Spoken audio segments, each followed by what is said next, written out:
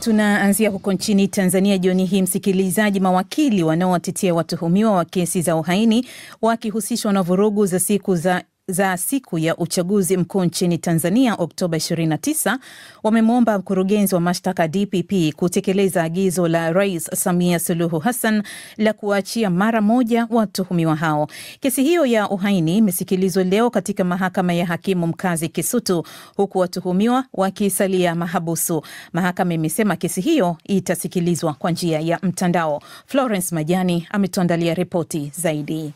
Jopo la mawakili wanaowatetea watuhumiwa hao wa kesi za uhaini wamemwomba mkurugenzi wa mashitaka DPP Sylvester Mwakitalu kutekeleza agizo la Rais Samia Suluhu Hassan na kuachia watuhumiwa hao wa kesi za uhaini. Mawakili hao wameyasema hayo baada ya kesi hizo kusikilizwa katika makundi matatu na kuahirishwa. Kesi ya kundi la kwanza ni ile inayomkabili Paulina Palanjo na wenzake 25 ambayo imeahirishwa hadi Novemba 25. Kesi nyingine ni ile inayomkabili Jennifer Joven maarufu Nifa na wenzake 21 iliyoahirishwa hadi Novemba 25 pia, na nyingine ni kesi ya uhaini na kula njama za uhaini inayowakabili watuhumiwa wengine 38 ambayo nayo imeahirishwa hadi Disemba 3. Kuahirishwa kwa kesi hizo kumekuja wakati ambapo tayari rais alitoa maagizo mnamo Novemba 14 wakati akilihutubia bunge na kutaka mahakama iwaachie kwa kuangalia uzito wa makosa yao. Akizungumzia kuendelea kushikiliwa kwa watuhumiwa hao, wakili William Maduhu kutoka chama cha wanasheria Tanganyika TLS amesema, sasa na sisi leo tulikuwa na matumaini kwamba baadhi ya watuhumiwa wangeweza kuachiliwa huru kama sehemu ya utekelezaji wa agizo la Mheshimiwa Rais Samia Suluhu Hassan, lakini tukashangaa hapakuwa na taarifa hiyo kwamba labda DPP leo ameachia watu kadhaa. Tunaamini kwamba kwa sababu utekelezaji wa agizo la rais unahitaji uchambuzi. Mashauri hayo yote yalisikilizwa leo kwa njia ya mtandao mbele ya hakimu mkazi mkuu Beda Nyaki, na huku washtakiwa hao wakiwa hawajafikishwa mahakamani, na upande wa jamhuri nao ulijitetea kuwa wanaendelea na uchunguzi wa kesi hizo za jinai. Upande wa utetezi uliwakilishwa na mawakili, baadhi yao wakiwa ni Peter Kibatala, Sisti Masawe, William Maduhu na Paul Kisabo. Kadhalika mawakili hao waliibua hoja ya kuongezeka kwa watuhumiwa wengine 35 katika kundi hilo la watuhumiwa wa uhaini ambao walifikishwa mahakamani Novemba 10 bila upande wa utetezi kujulishwa. Wakili Peter Kibatala ameelezea mwenendo katika kesi hiyo. Ni mamlaka ya DPP kama ambavyo ana mamlaka ya kuwafikisha watuhumiwa mahakamani. Pia muda wote ule kesi inapokuwa ina uhai, kabla ya hukumu kusomwa, anaweza kuiambia mahakama kwamba yeye hakusudii tena kuendelea na shauri hilo. Tunafahamu ndo ana mamlaka hayo. Ama wakati hayo ya kijiri, kadhalika jeshi la polisi mkoa wa Geita limethibitisha kumshikilia na kumhoji Dr. Kibaba Furaha, mkazi wa Geita, ambaye amehusishwa na tuhuma za jinai. Taarifa hiyo ya jeshi la polisi imekuja baada ya kuwepo kwa taarifa kwenye mitandao ya kijamii zikidai kuwa daktari huyo, ambaye pia ni mratibu wa malaria wa mkoa wa Geita, ametekwa na watu wasiojulikana. Florence Majani, DW, Dar es Salaam. Kutoka huko Dar es Salaam tunaelekea sasa Dodoma, mji mkuu wa Tanzania. Chama tawala CCM kimesema kinatambua uwepo wa watu wasiolitakia mema taifa hilo ambao wanalipwa pesa ili kuichafua taswira ya Tanzania kimataifa. Haya yameelezwa huko Dodoma ambako mwandishi wetu Deo Kaji Makomba alifuatilia na kutuandalia ripoti hii.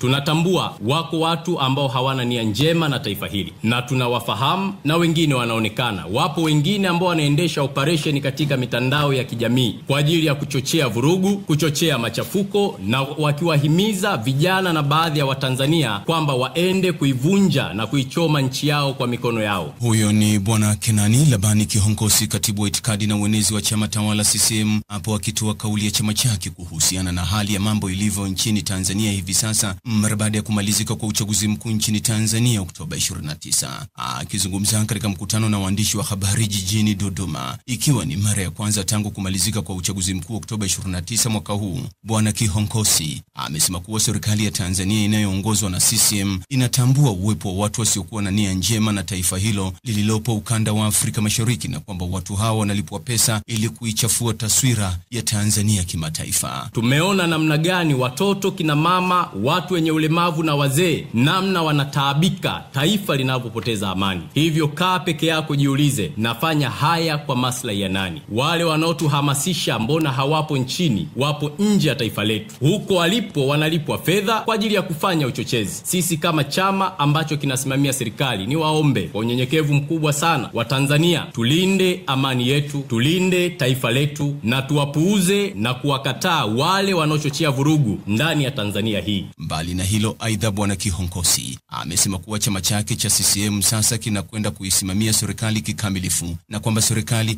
haitakisimamia chama, na wale wote waliopewa dhamana ya uongozi na kushindwa kutekeleza majukumu yao watachukuliwa hatua. Wachambuzi wa siasa wanazungumziaje kauli ya chama tawala CCM? Daktari Donald Kasongi ni mchambuzi wa masuala ya siasa akiwa Mwanza, Tanzania, anasema haya ni mambo ambayo wanasema ni mambo ya kusikia, yanatolewa na watu wengine, yametoka kwa fulani, yametoka kwa namba 2, yametoka kwa namba 3. Kunakuwa na mlolongo wa vyanzo vya habari hii ambayo hatuna uhakika nayo, na huyo anayesema kwamba pengine wanazo habari, sasa ni habari zipi na zimetoka wapi, inaweza kuibua changamoto nyingine katika mahusiano yetu ya kidiplomasia na ya kikanda. Kauli za lazima wanasema kwamba kama unaishi shimoni usilichimbe zaidi. Deo Kaji Makomba, DW, Dodoma. DW tunavuma kwa kishindo. Na kama ndio wajiunga nasi, ni matangazo ya jioni. Tupo kwenye uchambuzi. Nchini Sudan, mgogoro unazidi kuchukua sura mpya, huku wahudumu wa misaada ya kiutu wakilazimika kuchagua nani wa kumsaidia. Wakati huo huo, Umoja wa Mataifa umelaani ukatili na kutowajibika kunakoshuhudiwa katika jimbo la Darfur nchini humo. Najat Omar ametuandalia taarifa zaidi. Mgogoro wa Sudani unaoendelea kwa zaidi ya miaka 2 sasa na umegeuka kuwa janga kubwa la kibinadamu, wakati huko Darfur hali ikizidi kuwa mbaya. Wahudumu wa misaada wamesema wanalazimika kufanya maamuzi magumu ya kuchagua nani wamwokoe kutokana na uhaba wa rasilimali. Mkuu wa uratibu wa shirika la kimataifa la kimisaada la Hankabt ameeleza kuwa timu za misaada zinatoa kipaumbele kwa watoto, wanawake wajawazito na wanaonyonyesha, na kwa sasa hakuna matumaini kwamba wengine wataweza kustahimili. Mashirika ya misaada yanahangaika kukidhi mahitaji makubwa bila uwepo wa miundombinu rafiki.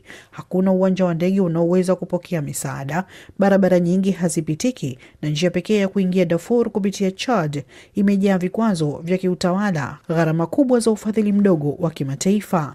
Katika mji wa Tawila ambao sasa unahifadhi zaidi ya watu 650 waliokimbia kutoka mji wa El Fasher na kambi ya Zamzam, watu wanaohifadhiwa hapo wamepoteza kila kitu, huku kusitishwa kwa sehemu ya misaada ya Marekani kumesababisha upotevu wa 70% ya misaada kwenda Darfur. Takriban watu 80,000 wameripotiwa kukwama barabarani, wengi wakikabiliwa na ukatili, utekaji na madai ya fidia, huku wale wanaofika Tawila wakionyesha dalili za utapiamlo, majeraha ya mateso na risasi. Mkuu wa masuala ya kibinadamu wa Umoja wa Mataifa Tom Fletcher ameonya kuwa ukatili unaoendelea Darfur unakumbwa na hali ya kutokujali